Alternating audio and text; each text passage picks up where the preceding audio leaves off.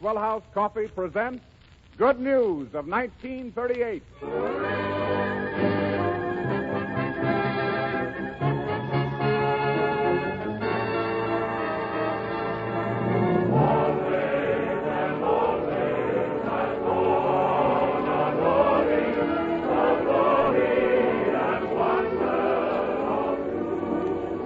That music means you're invited to spend another hour behind the scenes in Hollywood as the guests of Maxwell House Coffee, brought to you from Metro-Goldwyn-Mayer Studios, home of the world's greatest stars. And here's your host, Robert Taylor.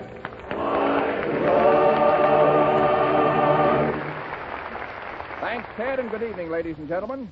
I'm kind of glad it's Thursday night again, because this week, besides our regular gang, Frank Morgan, Fanny Bryce, Connie Boswell, Hanley Stafford, Meredith Wilson's orchestra, and Max Turr's choristers, we have as our special guests Miss Virginia Bruce, paying a second visit to our Good News show, and Robert Montgomery, not only a fine actor, but one swell guy. But more about Bob Montgomery later. And now, Meredith. Yes, Bob. Are your cohorts prepared for the evening's soiree? I believe so, sir. You call the roll? No, sir, but I'll do it immediately, sir. Violin, saxophone, brass, bass, drum. The drummer isn't here. Well, that's fine. Now, let's give out with that double dandy arrangement of I've Taken a Fancy to You. To your trusty men, I say, ole, ole, out's in free. Here comes the downbeat, ready or not. I've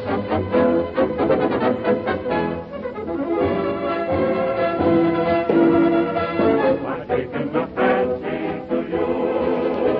I took but a glance and I knew there's something about you that pleases the eye, makes me sigh. I wonder why. I've known you forever, you see.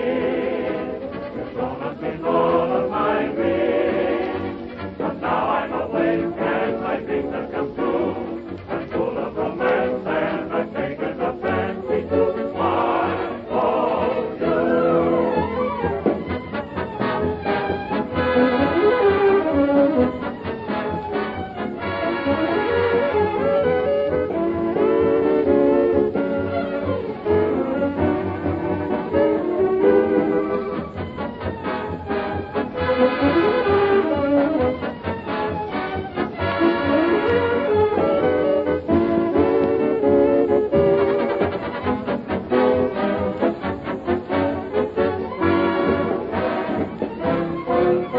I've known you forever, it seems. You've shown up in all of my dreams. But now I'm awake, and my dreams have come true. I'm full of romance, and I've taken a fancy to my own you.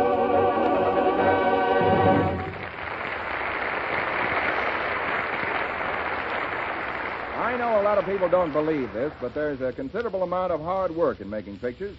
Getting up at 5 o'clock in the morning after working long after dark, sometimes in heavy costumes, always under glaring arc lights, it takes energy.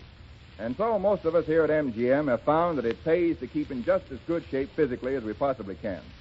And the fellow who helped us do it is the man I want you to meet now. 5 feet 10 inches of brain plus brawn, MGM's physical trainer, Donald Loomis. Thank you. Thanks very much, Bob.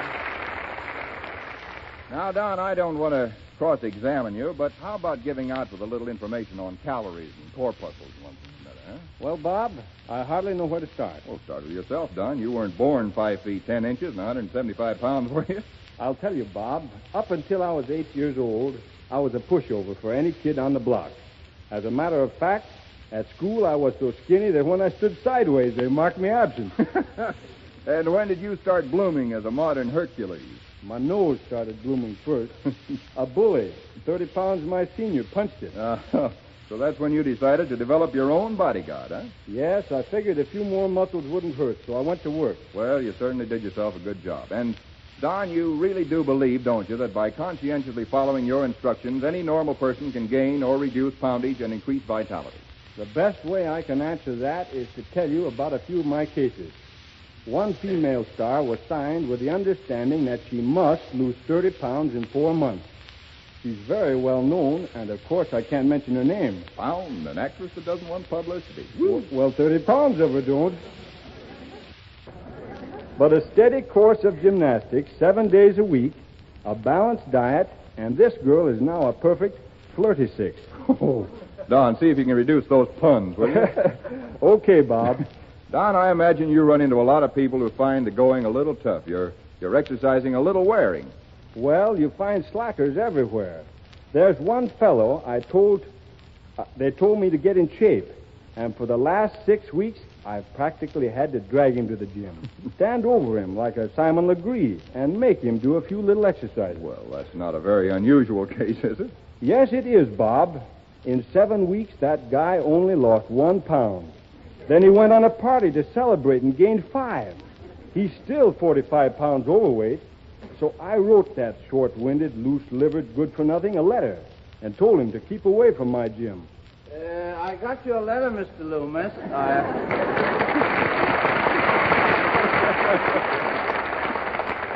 I don't quite understand your attitude. Well, hello, Frank. How are you? Yeah, well, it's me in the flesh. 45 pounds too much. I mean muscle, every flabby inch of it. Of course, Mr. Loomis, I don't want to mention any names, but if somebody had a gymnasium and one of the pupils in his class was huskier than he was, I wouldn't blame somebody for not wanting me in your class. Mr. Morgan, are you referring to me? Well, if my shorts fit you, wear them. As a matter of fact, I'm the best physical specimen in the class. There's 40 of us in there, and I stand out like a sore thumb. Who wrote that in here? This is sabotage. Well, then it's really a shame that Don had to expel you, Frank. Well, he did it for the good of the class. I mean, you shouldn't have done it. Bob, the truth is that only last Wednesday I came in and exercised for 6 full minutes. And just because I asked for a simple little massage, Don got mad. Don, I thought it was your practice to give everybody a rub down. Yes, but not with 3-star Hennessy. Frank, you wanted a rub down with brandy? Well, Anna Hell took milk baths. Well, I will say that Don gave me my own way, except that the brandy was cut. You can't fool my skin. I can taste the difference. Frank, after seeing you again, I really think I ought to take you back. Yeah. It's not a very good ad for my gym to have a fat man like you running around. Well, snap my girdle. Who's fat? Don, I make an ideal appearance the way I am. Besides, what guarantee have I got that you can make me look normal? Well, look at Bob Taylor over there, one of my pupils. He looks pretty good, doesn't he? Taylor, what has he got that I wish I had? Listen, Don, I don't mind your expelling me at all because I've got a beautiful gym in my new home. You should see my new electric horse. It works on alternating current. I call it AC Biscuit. If you don't like that joke, the feeling is pari-mutual.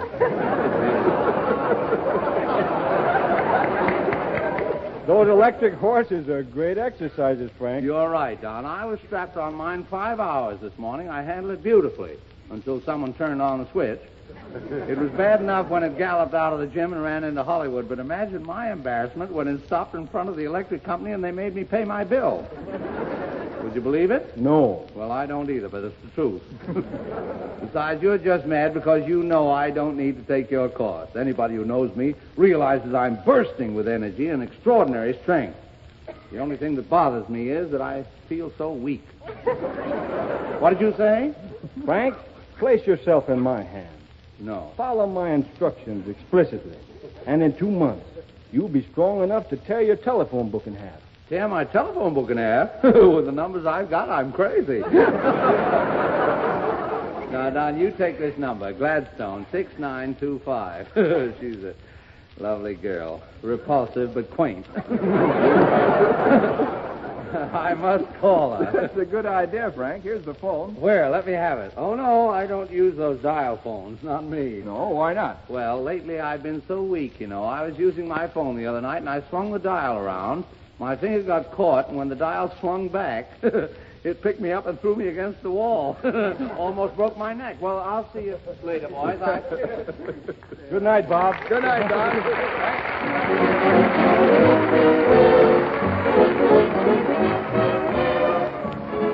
Good evening, Colonel Taylor. Well, look who's here, said he with a note of surprise in his voice as if he wasn't expecting her. Our own Connie Boswell. Connie, you certainly look radiant tonight. You've got that certain sparkle in your eye. Well, you never can tell, Colonel Taylor. It might be love. Oh? Well, tell us about the Prince Charming. Well, Colonel Taylor, he's sweet as a song. Oh, nice music cueing, Connie. Nice music.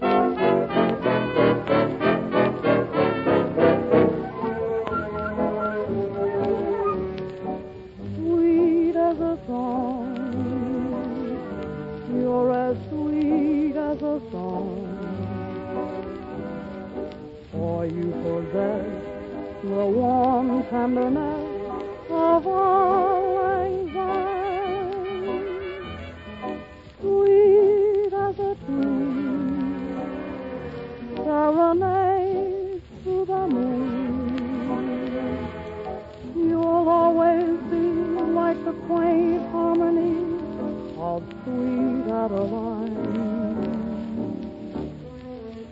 Sweet as a song, you're as sweet as a song. You're a chorus of trees, a lovely reprieve of kiss me again. Darling, when you're in my arms, nothing could ever go wrong. As long as you remain a haunting refrain, you're sweet as a song.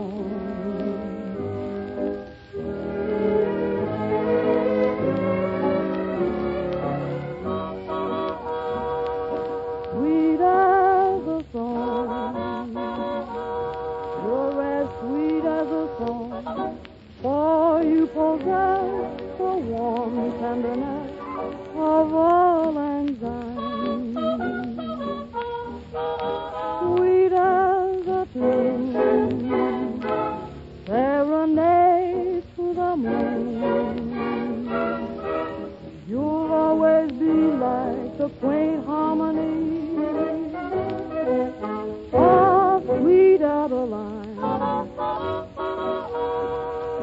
Sweet as a song, you're as sweet as a song.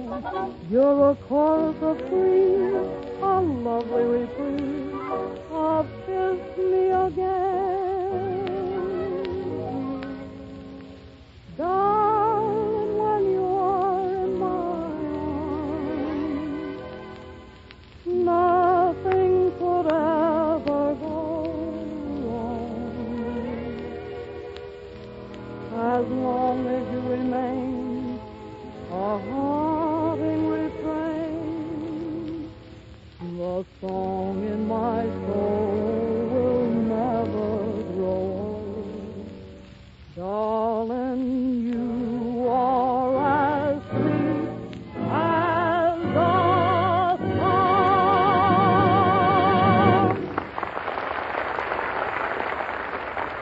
Very good. Very good. And here's Baby Snooks again. We find her father, Hanley Stafford, toiling over some papers in his study when his little problem child enters, her school books under her arm. Daddy, Oh, Snooks, how many times have I told you not to bother me when I'm working? what you doing? I'm trying to figure out my income tax. Now, go away. What's income tax? It's the money I have to pay the government. Who's the government? The men who run the country. Oh. Daddy, What is it? does the government pay you? No. Why do you pay them? Because I have to. Now, leave the room and let me work on this. I have to send it away tomorrow. Send it where? To Washington. George Washington? No, Washington, D.C. Snooks, will you please go to your own room? Can I do my homework here, Daddy? Well, all right, but don't make a sound. And don't ask me any questions. Why? Because I've got to add up this long column of figures. All right. Now, sit right there in the corner. Mm-hmm. Now, let me see. 8 and 7 is 15, and 6 is 21. 29, 32, 41, 48, 56, 64. Daddy, 64. What? how much is 6 and 2? I told you not to interrupt me. Now, 6 and 2 is 8. 6 and 2 is 8? Yes. No, it ain't, Daddy. Well, what do you mean it ain't? 6 and 2 is 8. Since you told me 4 and 4 is 8. 4 and 4 is 8, and 6 and 2 is 8, and 5 and 3 is 8, and so is 7 and 1 8. Is everything 8? No, and I told you to keep quiet. All right, Daddy. Now, where was I? You was right here all the time, Daddy. Oh, stop that. Now I've got to add up this whole column of figures all over again. Why? Because I want to know what to take off. Are you hot? No, I'm not hot. Then what you gonna take off? I'm talking about my income tax. There are certain deductions a married man may make. I'm allowed $400 for each child. They give you 400? No, I can take it off. Take it off the child? No, take the money off. What money? The money from my earnings. The government allows me $400 for you. For you. When do I get it? Get what? The $400. Now, listen, Snooks. I've simply got to fill out this tax blank tonight. Now, if you make another sound, I'll give you a spanking. All right, Daddy. Now, remember, I don't want to hear another peep out of you. Not another peep. Do you hear? Uh-huh. All right. 8 and 7 is 15, and 6 is 21. 29, 32, 41, 48, 56, Peep. 58. Now, what did you do that for? I couldn't help it, Daddy. Will you please let me add up these figures, Snooks? I will. 8 and 7 is 15, and 6 is 21, 29, 32, 41, 48, 48, 56, 64, and 8 is... Daddy! Oh, my heavens, now what is it? I want my $400. It isn't your $400. Well, whose is it? Oh, the government allows me to deduct that money for bringing up a little girl. Does she get it? Does who get it? The little girl. You're the little girl. Ah. And nobody gets anything. It's just that you save me $400 a year. You understand? Uh-huh. Now will you keep quiet and let me finish? No. Well, why not? Because I want my $400. Snooks, there really isn't any $400. Well, what's the good of saving it? It brings my tax down. Down where? Nowhere. Just makes less to pay. Pay who? The government. Oh. Why? Because those are laws on which this country is founded. Was it founded? Yes. When was it lost? Oh, that's enough. Now I'm going to add up these figures once more, and if you so much as breathe, I'll give you the spanking of your life. If you so much as breathe. Uh-huh. All right. 8 and 7 is 15, and 6 is 21. 29, 32, 41, 48, 56, 56, 64, 68. Look. What did I tell you? I couldn't hold my breath any longer, Daddy. Oh, what's the use? You won't let me get this done, eh? All right, maybe they'll come and put me in jail. Why? For not paying my taxes. Everybody has to pay taxes. That's how they run the country. Do you have to run it, Daddy? No, but I contribute. My tax helps. How? Well, for instance, last week I sold a shirt in the store. A shirt? Yes. And part of the money I got for that shirt has to go for taxes. Money from the shirt? Why, certainly. How do you think the government manages to buy battleships? With my tax. And if it wasn't for my tax, there wouldn't be any parks or schools or public libraries. The United States would be completely ruined if they didn't collect that tax. Oh. Daddy, What? it's a good thing you sold that shirt.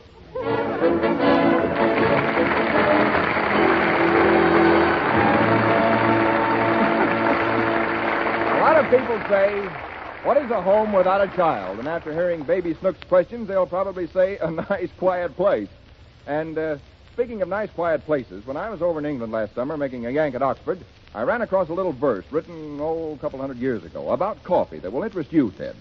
And as I was drinking my Maxwell House coffee this morning at breakfast, it suddenly came back to me. Let's see, it goes something like this. A flavor like nectar, a fragrance like myrrh, yet it costs but a few pence your palate to stir. Say, just repeat that again, will you, Bob? Sure. A flavor like nectar, a fragrance like myrrh, yet it costs but a few pence your palate to stir. Robert, I don't want to take advantage of the poets of yesteryear, but it certainly sounds as if that had been written over a cup of Maxwell House. Because really, folks, I don't believe there's any coffee you're going to like day in and day out as much as Maxwell House. It's such a fine coffee to begin with, Choice coffees roasted and blended with all the skill of more than half a century. And that, of course, accounts for its rich, rare, mellow flavor, its tempting fragrance, and that really full-bodied goodness.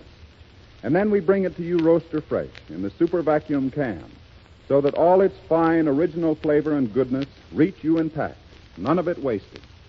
And you know, that in turn suggests another point about Maxwell House coffee, something also in that verse of yours, Bob, and that's economy. Maxwell House is truly an economical coffee because you get full flavor, full value every time. Yes, more full-flavored cups per pound of Maxwell House. Well, Ted, as one who enjoys Maxwell House coffee himself, I wouldn't say you've taken advantage of my friend the poet and his verse one bit. Only wish I'd thought of him before this. Well, thank you, Bob. Friends, just one thing more. You can get Maxwell House both in the regular grind for percolator or boiled coffee and in the special drip grind for drip pot or glass coffee maker.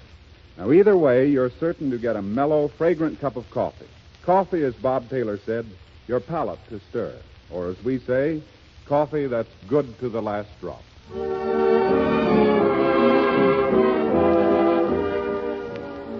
Did you ever go to a musical show and walk out humming its hit song? It's on your mind when you go to bed that night, and it's the first thing you start whistling in the next morning, but you just can't remember the name of it. Well, if that happens to you with the number Meredith Wilson's orchestra is going to play now, just remember the name is the Donkey Serenade from MGM's swell picture, The Firefly. Take it, Mr. Wilson, and let the obligatos fall where they may.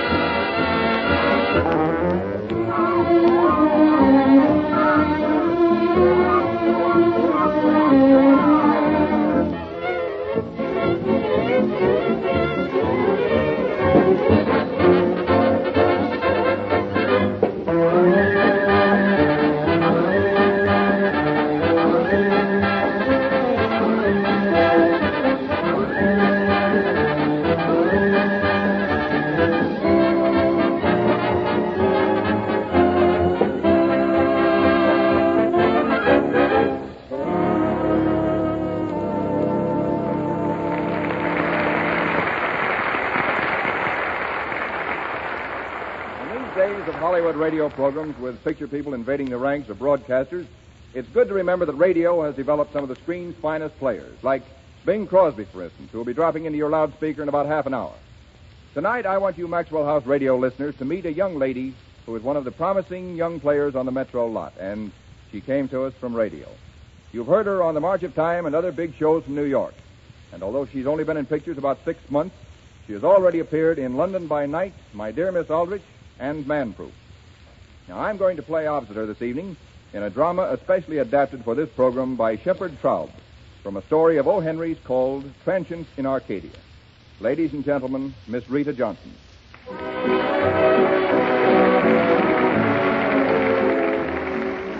The scene, the Blue Room of a fashionable resort hotel on Long Island Sound. Time, a hot summer evening. An earnest young man, played by Robert Taylor, is talking with a waiter who hovers solicitously over his table. I'm expecting Miss Beaumont to join me shortly, George. In the meantime, you might order 2 dry martinis. Very good, monsieur. And, George, I've appreciated how attentive you've been all week. But tonight, I should like this to be a particularly perfect dinner. You see, Miss Beaumont will be leaving the hotel on the early train tomorrow morning, and, well, tonight is... I understand, Mr. Farrington. You can rely on me, monsieur. I'm sure of it, George. You better get those martinis. That's Miss Beaumont coming in now. Yes, Mr. Farrington. Hello, Lucy. Oh, Harold, I'm terribly sorry I kept you waiting, but that swim this afternoon left my hair a mess. Didn't look that way to me. Oh, you're not going to be angry, are you? I was going to be, but I think I'll change my mind. Oh, bless you. You're ravishing this evening. That gown... Oh, it's so sweet of you to notice every little thing, but it's almost embarrassing. Forgive me, I'll pretend not to notice, although I really can't help it. See, you'll be going away tomorrow morning, and I'd like to remember everything about you tonight. It's been a lovely week, hasn't it? Yes, perfect. I never suspected when I decided to run down here that I was going to find anything like you. What did you expect? Oh, the usual sort of thing. Tennis in the morning, ladies running all over the place in one-piece bathing suits or bad-fitting short pants and high French heels. Diet lunches, more ladies running around in the afternoon in more one-piece bathing suits. And then evenings full of bad dancing, bad liquor, and very little moon. Well, if you expected that, you had the courage of a hero to step into this place. Well, I was bored, so I didn't expect much. But instead, I met you. This week's turned out to be the most delightful, the shortest 7 days of my life. It's sweet to say that. For my part, I've loved every minute of it. Even the dog show was fun, wasn't it? Martinis, monsieur. Thank you, George. Do you want to order dinner now, Lucy? No, a little later. Oh, that'll be all for present, George. Very Thank good, you. monsieur. You know, I think George approves of us. I'm sure of it. I've been giving him enormous tips.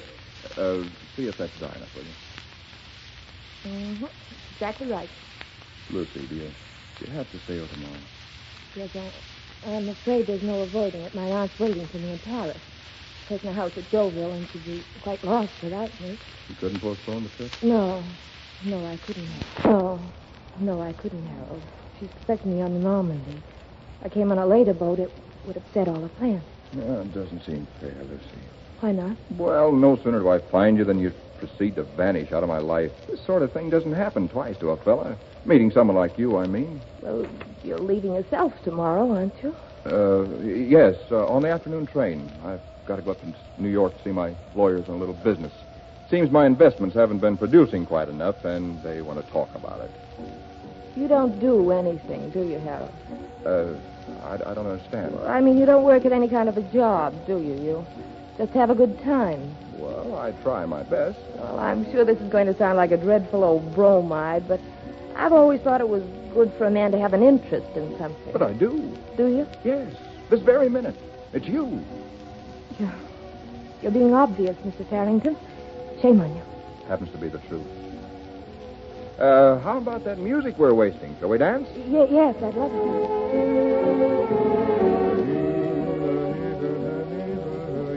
You don't mind if I hum, do you? I always hum when I dance. Not at all. What do you do when you dance? Well, for a long time I used to do tapping while dancing, but then I gave that up and decided just to dance. Yeah, well, I don't mind saying you've done right well by yourself. As the boys in the back room would say, you're a rug cutter, a jitterbug. Lucy, you know what? No, I don't know what. I'm never going to dance with anyone but you. I mean that, Lucy. All my life I've been waiting to say that. I know now that it is you. Don't, Harold. True, if only you Please. would... All right, Martinis, monsieur. Oh, well, say, that was quick. I thought you might have wanted them, monsieur. I'd already placed the order. George, you're a perfect waiter. Thank you, monsieur. What's the matter, Lucy? Nothing. Well, you're being pretty glum. How about joining me in a toast What's it to be? to your aunt in Paris, and till we meet again? To my aunt in Paris. Until we meet again. Bottoms up. Lucy, what's the matter? I'm sorry. I can't drink to that. You're pale, dear. What is it? Harold, I can't go on deceiving you any longer. I'm a fake. You might as well know it. You think I'm a lady, rich and accustomed to luxury. Well, it's not true. I have a job selling ties in the men's haberdashery section in Bloom-Garten's department store. Tomorrow morning I'm going back to it because my vacation's over. I say for a whole year just to come to a place like this and pretend to be a lady for a week. Now I've done it. It's been wonderful. I'll never forget it. That's all. Well, I'm glad you finally spilled it. I suppose you're furious at me. You hate me for trying to fool you. No, not at all. I've known it all along. But you knew. Yes, it's very simple. You see, I bought some ties in Bloom Gardens last week, and I saw you behind the counter. I never forget a face. I recognized you the minute I met you. So why didn't you... Because I'm in love with you.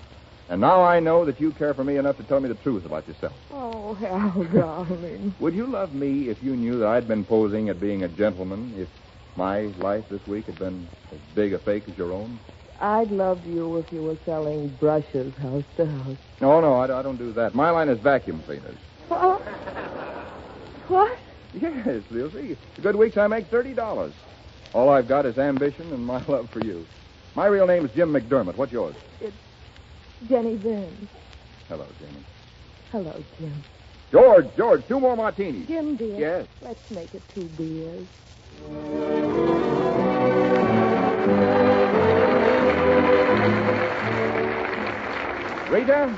Rita, you were terrific. Well, that's a big word, Bob, but thank you. Thank you. And now it's time for us all to sit back for a few moments and relax. So let's all go into the old Maxwell house. For a steaming, fragrant cup of Maxwell House coffee. Meredith, let's have the music to go with the coffee. Folks, we're on our way. We now pause briefly for station identification. KFI, Los Angeles.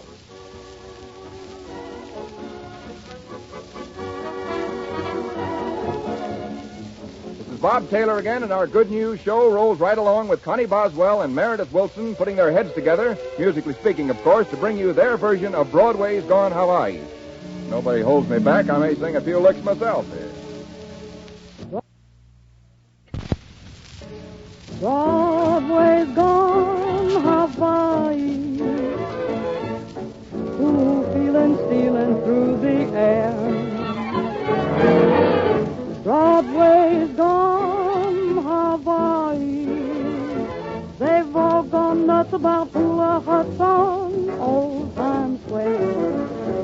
Our song singers have given up Frankie and Johnny for King Kamehameha, Kumanuka Nuka, and Sweet Leilani. Broadway's gone Hawaii. Every hot spot feature, those glass skirt preachers, Broadway rhythm, you've changed for everybody's gone Hawaii. Now, Mr. Bob, I've read an awful lot about Broadway. What did you find out, Connie? That Fritzy Chef and Grace LaRue and Zig Bell were the thing. That's right, Connie. And Victor Herbert's melodies, they were kings. And in the good old days, they tell me Nora Bay made old Broadway famous when she sang. Shine on, harvest moon, up in the sky. But, Mr. Taylor, look at Broadway now. What's the matter with it? They want to go back to a little grass shack in Kealakekua, Hawaii. And you know why? It's all because of a melody that everybody knows. But you must admit it's lovely, Robert. This is how it goes. Sweet Leilani, heavenly sound, I dreamed of paradise for two. Sweet Leilani, You are my paradise come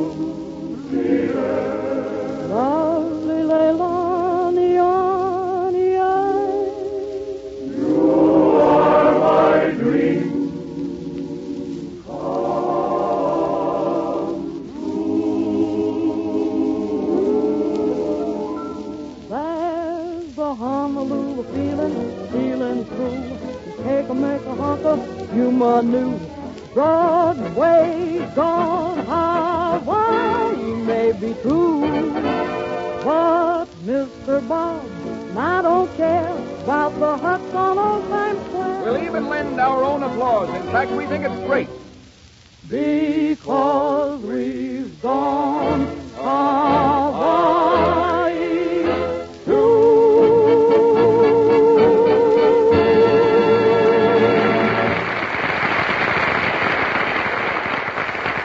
Meredith, you and Connie can get together every week on that number as far as I'm concerned.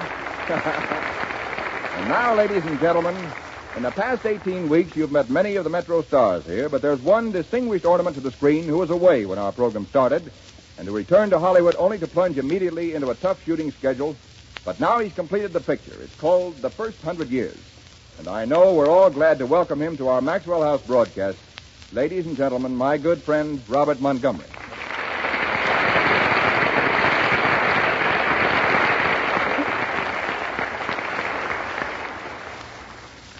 Thank you, Robert.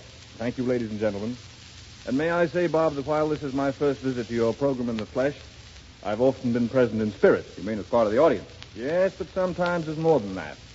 On several occasions, I've envied you and some of the other boys the fun you seem to be having.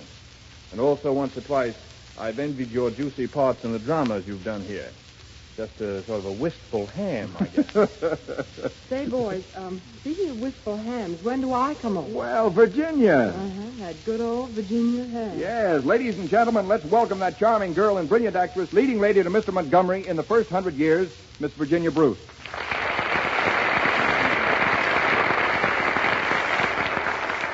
Ah, Virginia, glad to see you. Hello, you wistful ham. And by the way, I can't keep calling you wistful ham. And if I call you Bob, the Fireside folk won't know whether I mean you or him. So from here on, I'll call you Montgomery. Thank you. You can call me Mr. Taylor. Okay, Taylor. Okay, Bruce. Well, Taylor, now that that's settled, I noticed you billed Bruce and me correctly tonight. The name of our picture being The First 100 Years. But last week in your announcement of tonight's show, you called our picture by its old title, Wooden Wedding. Yes, how about that, Taylor? So it slipped up a little, huh? Well, yes, it did, and I'm sorry. They were going to fire me for it, but a pal of mine in the publicity department took the blame and saved my life. If you're listening, pal, thanks. Okay, kid. I guess he's listening. Say, Taylor, how did you like our picture? Well, officially, that is, speaking for Metro-Goldwyn-Mayer, I thought it was terrific. Speaking personally, I thought it was sensational. Oh, boy, you had me worried for a minute. Could you give us just a short review of the picture in your own words, Bob? Not more than 50 words. 50 words. Do I have to send labels with it? No. Okay, well, now let me see. The First 100 Years is a very interesting picture about a lady and a man who are married, but he gets a job in New Bedford, Massachusetts, and she has a job in New York and doesn't want to go to New Bedford. The picture is filled with glamorous scenes of cocktail bars and penthouses and transcontinental airplanes and is very exciting. The end. Bravo, yes. You know, I really liked the story myself, although, of course, I never could see much sense in Bruce's part.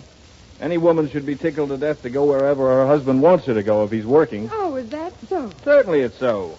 Since the beginning of time, woman has been man's chattel.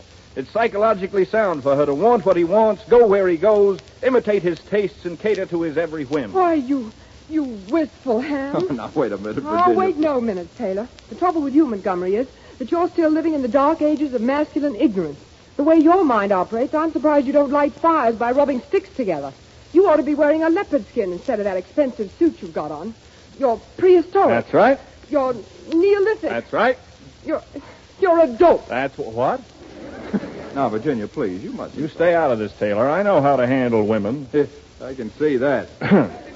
Of course, Bruce, the trouble with arguing with a woman is that they make everything so personal. If you say to a girl the world is round, she says, well, thank goodness I'm not fat. Montgomery, don't you criticize my figure. You're no Man Mountain Dean yourself. You said I should be wearing a leopard skin. Don't. I'm not quibbling. You said I was Neolithic, and I say the trouble with women today is that they're too civilized. What does a modern woman know of household arts? They think needles are something to put in beer. Robert Montgomery, I'll have you know I make all my own clothes. I don my husband's socks, and I can cook canned baked beans with the best of them. Now, really, Virginia, a little less steam, I please. can handle it, Taylor. I can handle it. The beautiful blonde is not yet born who can down Montgomery in debate. Did I hear somebody say beautiful blonde? Yes. keep out of this, Frank Morgan. Oh, I love them when they're angry. Well, I wasn't warming her up for you, Frank. Oh, you're just mean. I just won't be talked about this way. Bob, please make him stop. Sure, honey, I'll make him stop. I mean, Taylor. Yeah. Well, serves you right, Montgomery. Now, Virginia, don't you mind what nasty old Morgan and nasty old Montgomery say. You're a sweet, lovely little girl, believe me. Thank you, Taylor. Frank, now that we're alone, were you out at Santa Anita last Saturday? I certainly was. What did you do with the handicap? The handicap? Oh, my wife stayed home.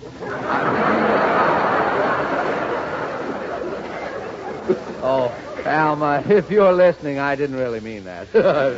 I'm listening, Frank. Oh, well, that's fine. And how are you, dear? Who said that? Alma. And you'd better stay away from that Bruce woman. All right, dear. Yes, dear. I guess that's telling her. Well, fellas, I've got to go to the market and get a rib roast and a box of scouring powder. Frank, don't tell me you go out and do the marketing for your family. I insist on it. Remember, Montgomery, we'll see you later. Virginia, if I can get away. Bruce, I suppose that's the kind of a fellow you'd like for a husband. No, thank you. I'm very happy with the husband I have. Poor old Morgan. I'd hate to be him. The way he gets kicked around by that wife of his. Oh, not for Montgomery. In the Chateau Montgomery, I am the king. Hello? Oh, yes, how are you? Yes, just a second. It's for you, Montgomery. For me? Yeah. Oh, thank you. Hello? Oh, hello, dear. Wait till I get a pencil, will you? Now, 2 dozen pork chops, can of beans, some steel wool, and a new garbage can? Oh, what's the matter with the can we have? Oh, it's full. Oh. All right, dear. Goodbye.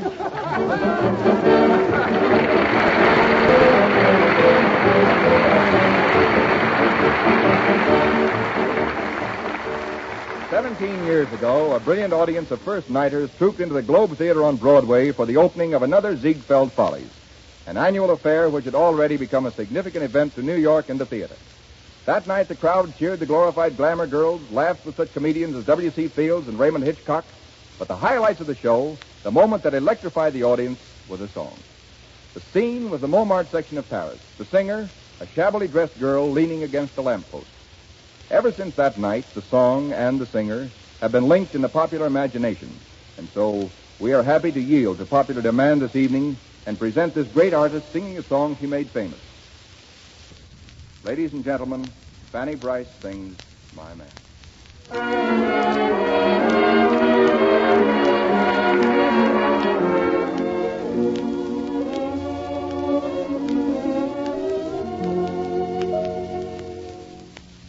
Cost me a lot, but there's one thing that I've got.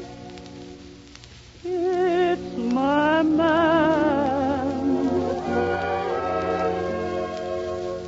Cold and wet, tired you bet, but all that I soon forget with my man. He's not much for look and no hero out of book. He's my man. 2 or 3 girls has he that he likes as well as me, but I love him. Don't know why I should. He isn't good. He isn't true. He beats me too. What can I do? Oh, my God, I love him so. He'll never know. All my life he's just despair, but I don't care when he takes me in his arms. The world is right. All right. And what's the difference if I say I'll go away when I know I'll come back on my knees someday? For whatever my man is, I am his forever.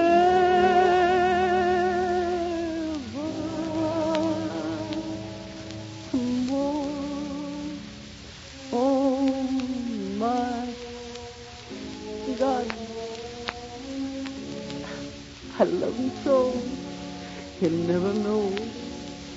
All my life is just despair.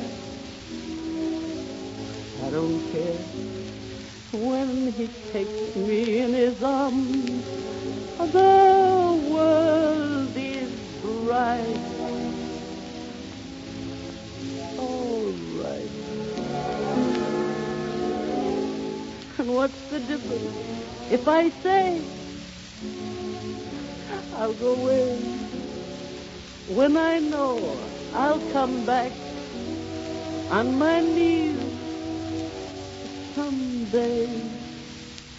For whatever my man is,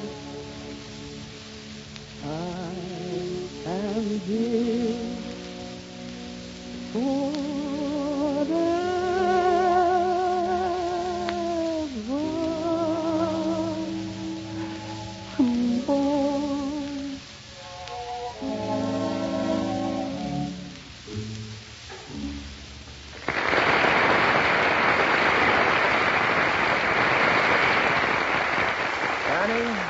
Fanny, that was grand. I've always wanted to hear you do that number, and now you've done it. Believe me, it was really something. Speaking of always wanting to do something, I guess most of us have, at some time or other, wanted to inhale the odor of printer's ink, to be in the newspaper business. The other night, a bunch of us were talking about it, and Frank Morgan said he'd always harbored a secret desire to be a city editor.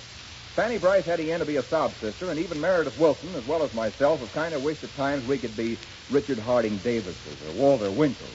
But can you think what might have happened if we'd all realized those ambitions? Imagine us in the offices of the, we'll call it the Daily Astonisher. Listen, you can hear the roaring of the presses.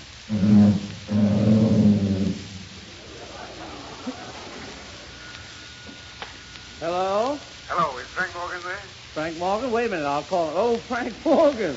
Well, that's me, city editor of the Daily Astonisher. What's the latest news? I wish we knew it. We'd print it. We go to press in 15 minutes. We haven't even got a headline. What does that guy think this is, a newspaper? Oh, Wilson. Yes, Chief? Yes, well, where's Keyhole Taylor, my ace reporter? Hasn't he come back yet? Well, he was here, and he left this ice cream cone. He said you asked for it. Ice cream cone? How do you like that? I send him out for a scoop, and he brings me ice cream.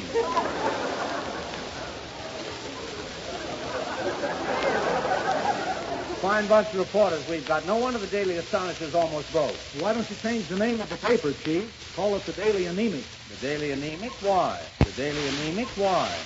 Because it's got such poor circulation.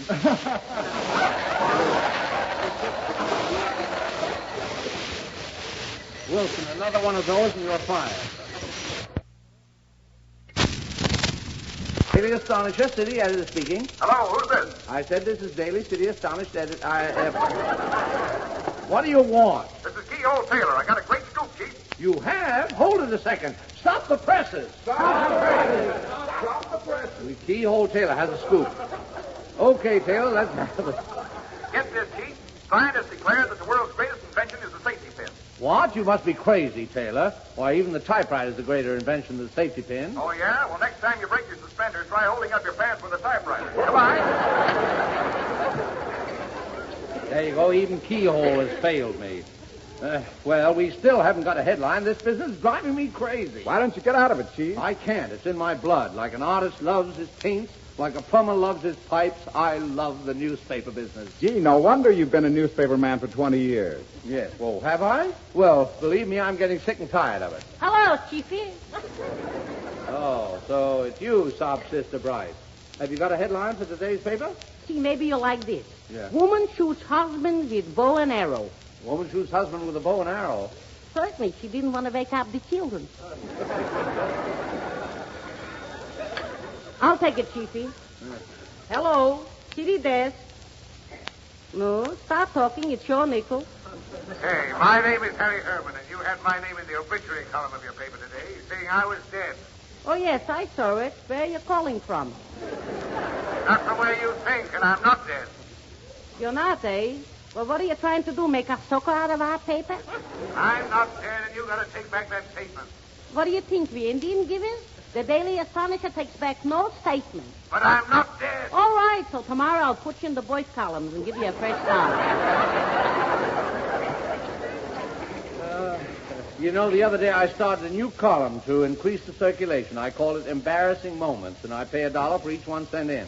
Did you get any yet? Oh, yes. Listen to this one. I got it this morning. Here. Dear editor, I came home early this morning, or yesterday, and found another guy kissing my wife. I was very much embarrassed. Please send $2, as my wife is embarrassed, too. You know what? Yeah? You should send $3. $3? Why? Maybe the guy he caught was also embarrassed. Hello. City editor talking. Hello, Chief. This is Keyhole Taylor again. I got another great scoop. He's got a scoop with a screw. Stop the presses! Rip out the front page! What an organization. Okay, Taylor, let's have the scoop. I just found a guy murdered down here, Chief. He had 75 bullets in him, but only one bullet killed him. The others weren't serious. I'll bet he's glad to know that. Are you sure he's dead? If he ain't, he's fooling nobody but himself. Was he anybody important? Important. This guy can talk 8 different languages, sing, dance, and play the piano like Fats Waller. Well, he's certainly a versatile corpse. Help! Help! Help! Help! What's the matter, Bryce? Nothing, Chiefy. I'm just reading the want ad. Well, we still haven't got a headline. Press the shirt. Stop the press. What an organization. Hold it, Chiefy. Yeah. There's Keyhole Taylor in the other office. Well, go out and see what he's brought in. Okay, Chiefy. Hello, Fanny. Hello, Keyhole. Oh, giddy. Say, Keyhole, what did you get? I got a telegram here for you in the outer office. Have Bryce read it to me. Dear Mr. Morgan, stop. Have great item. Stop. Big scoop. Stop. Will wire for the details. Stop. Hey, Taylor, leave Bryce alone and let her read the telegram.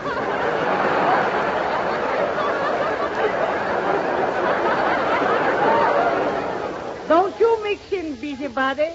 Here's doing for a movie column, Chief. Take this down. Twice. Well-known movie star undergoes operation. Gee, Chief, this poor guy's been operated so many times, he looks like a slot machine. Why are they operating again? Maybe they're trying to hit the jackpot. That's no headline. Stop the presses. Stop the presses. What an organization. Hey, wait a minute, Chief. Yeah? Something's coming over the ticker from the news service. Yeah? Look, both tickers are working. Lucky ticker. You take one ticker, Bryce, and you take the other one and read off the headline. Okay, Chief. Get this. English fashion designer decrees dresses made entirely of glass for this summer. 10,000 window washers leave for London. U.S. Department of Weights and Measures to inspect scales in all meat markets. 15 Hollywood butchers commit suicide. Chorus girl marries man with 16 children. Amateurs losing popularity. Manufacturers report this year American women will wear more French hosiery. See America first. Vive la France! Now we've got plenty of headlines. Start the presses. Start the presses. What an organization.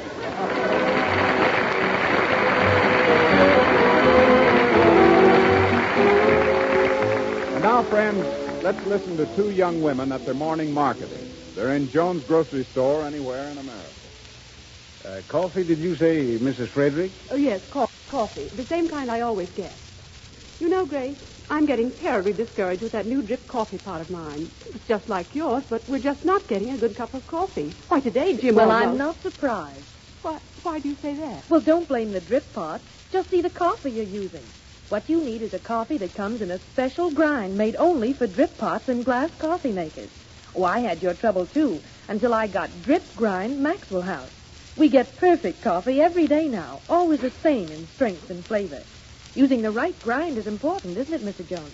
Well, ma'am, perhaps I shouldn't be taking sides, but I can tell you that since Maxwell House has been packing a special drip grind, it's pleased more people than any coffee I ever carried. Using the right grind for your method of making coffee is just like using the right ingredients in a recipe. Anyway, that's how my wife puts it. She uses Maxwell. And, of course, that's absolutely true. That's just why Maxwell House is offered in 2 grinds. The special drip grind for those who make their coffee in drip pot or glass coffee maker, and the regular grind for percolator or boiled coffee. Now, both are ground just exactly right for best results. And, of course, both are packed in the super vacuum can that keeps all the original full flavor intact. So you get your coffee not merely days fresh, but roaster fresh. Tomorrow, get a can of Maxwell House coffee. Oh, and by the way, Maxwell House now comes packed in both 1- and 2-pound cans. So if your family's a large one, buy the 2-pound can for convenience and added economy.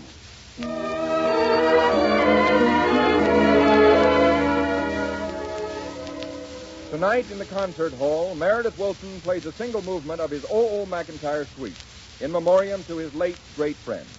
It is called Thoughts While Strolling.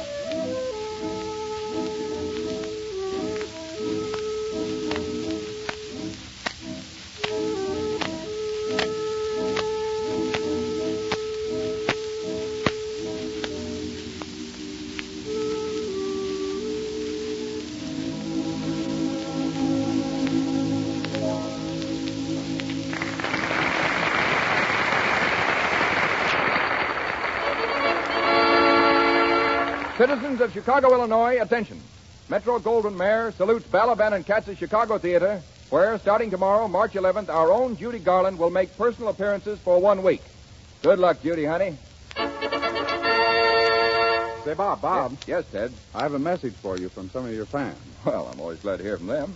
Well, the readers of Silver Screen recently voted in a contest to elect the most popular player in motion pictures, and for a second year in a row, you won by a large margin. Well, Ted, that's a mighty nice message. I'm much obliged. Well, here's hoping you keep right on winning, Robert. Thank you. And now, on behalf of Miss Elizabeth Wilson, Western editor of Silver Screen, I now hand you this gold medal commemorating the award. Ladies and gentlemen, next week we'll have one of the best and biggest good news shows so far. Your ticket of admission, as always, is just your loyalty to Maxwell House Coffee. So enjoy yourself with us again next Thursday evening, and in the meanwhile, go to the movies and take the family with you. This is Bob Taylor saying good night until next week. This is Ted Pearson saying good night and good luck for the makers of Maxwell House, the coffee that's always good to the last drop. This is the National Broadcasting Company.